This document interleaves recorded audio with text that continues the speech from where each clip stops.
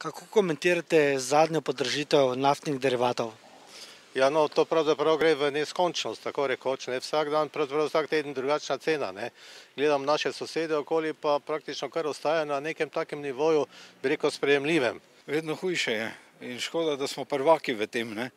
Ni potrebno, da smo vedno prvi, zlasti ne pri podražitvah, ne. Navsezadnje je zdaj najvišja cena bencina v Evropi menda in med sosedi. Mislim, da ni prav, zaradi tega, ker so tudi v sosednjih državah cene bencina nižje. Mislim, da bi vlada lahko znižala trošarine. Glede na to, da je tako naša država rekordna v Evropi, glede stroškov, glede prihodkov, pa smo na dnu, ne moreš, rabijo.